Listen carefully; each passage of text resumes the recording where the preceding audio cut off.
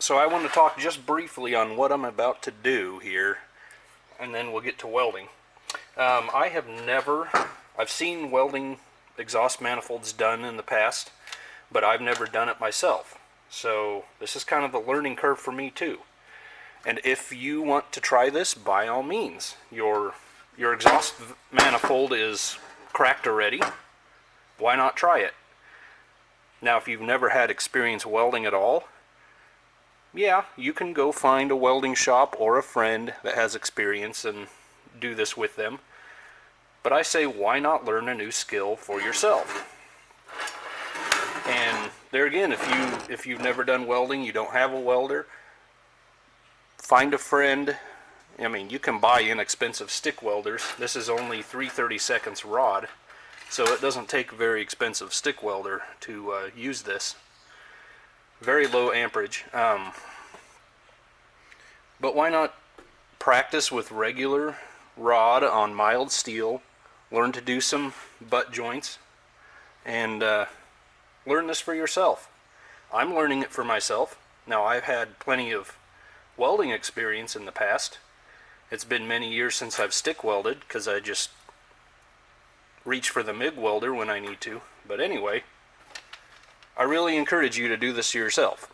Now, I was going to do it the traditional way, preheat it, weld it with nickel rod, then pack it in sand and let it cool down over the course of several days.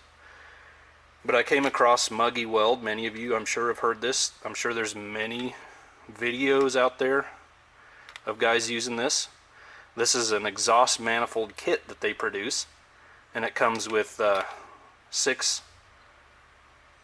rods, 3 of what they call a number 72 and 3 of what they call a 77. And you start with the, I believe you start with the 72, which is for dirty copper. Yeah, burnt cast iron electrode, 72. And then the 77 is a regular cast iron electrode.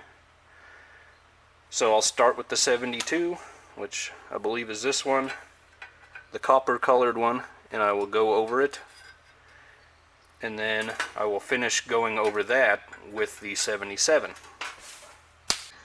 Another thing you can do with this kit, I've been reading the instructions they send along. If you have a large hole in a manifold, you can actually weld mild steel onto the cast iron with this kit. Kind of an added benefit of using this.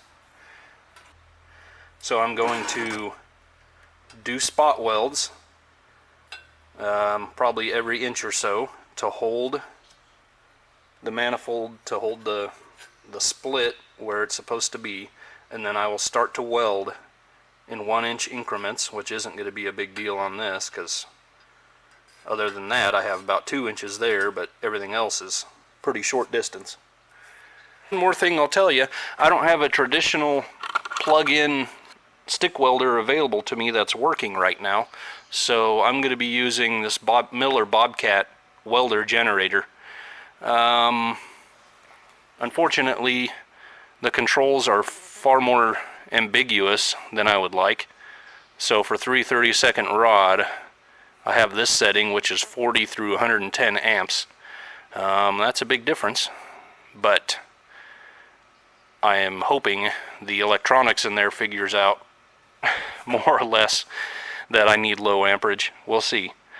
But you'll probably hear an engine running in the background, and that's the reason.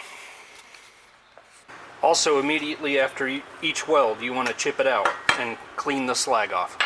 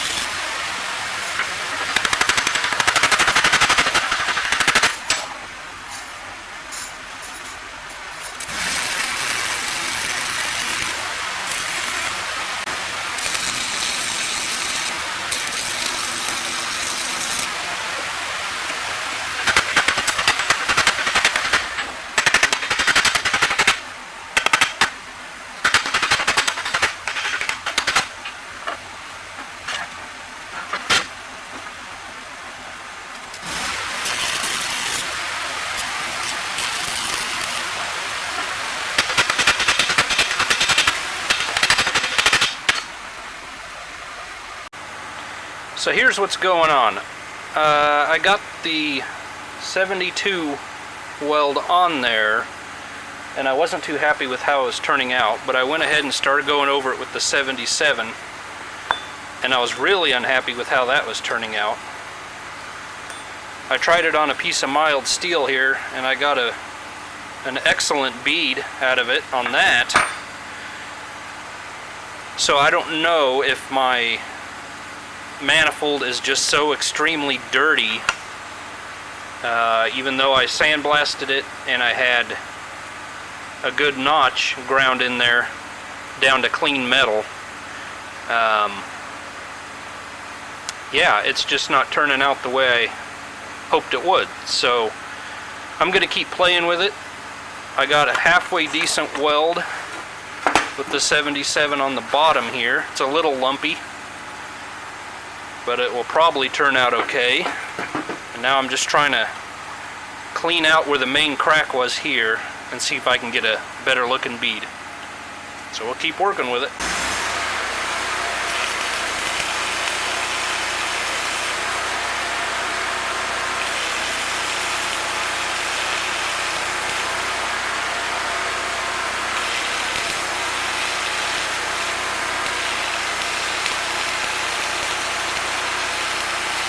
Remember that part where I said, get to know your welder, practice welding, all that good stuff? Well, worst case scenario happened. Blew a big hole right through the back crack there. Now I have no doubt it was thin metal there, and who knows how long the exhaust has been leaking. So it probably been very deteriorated. But I made a mistake setting up the welder. Let's talk about that real quick. So I said I was having trouble getting it to weld very correctly, and according to the instructions on the side for stick welding, for most stick applications, should have read the most there, set fine control at 7 or higher, and I had it at 7. I think I was running too much amperage. I've sure it turned it way down. Here again, set at 7 through 10 for power while welding. Once I turned it down to 5 to 6, it was welding a whole lot better, but by then the cast iron was compromised and it blew through. Alrighty then, this is going to be take 2. I clearly did something wrong with the cast iron stick welding kit. I think the fault lies with me and the welder. I am very certain of that. I think that welder was just running too hot no matter how low I set it, and I just could not get anything to stick to the cast iron. So I got back online, and Muggy Weld also makes this brazing, well, the silver solder. It's SSF-6 silver solder. And all of these metals can be soldered with it. So I'm going to give that a shot. This is the back side of the manifold, so I'm not too concerned about appearance. But as I was welding, I also lost a huge chunk in here. And I think that's fairly typical when trying to do this kind of thing in cast iron. I think it was very brittle. This is where all the heat collects in the center to go out the tailpipe, and I think that center portion was especially brittle, and so I made a plug to go in the hole, and we're going to give this solder a shot.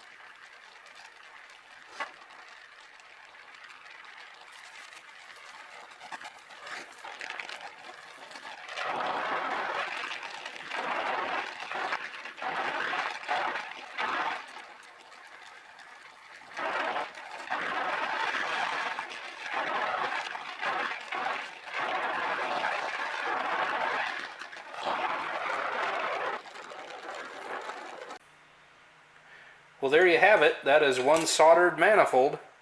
Now, I wouldn't consider this a how-to video. This is a journey video, a progress video with the project, and about learning something new and not being afraid to try it. And you can too. I think I would try the other kit again if I got a regular plug-in-the-wall stick welder working. But unfortunately, the one I have, the leads were shot, and I wanted to make progress. So I tried this. Like I said, it's on the back side of the manifold. No one's ever going to see it. If the crack had been on the front side, I would want to go back to the first thing I did with a good welder. But I'm still interested in trying it the old school way with nickel rod and packing it in sand. So I'd like to learn that as well. I mean, what's life without learning from it? So I guess that's the end of this video. Once I've got the engine back in the truck, we'll throw this back on and away we go.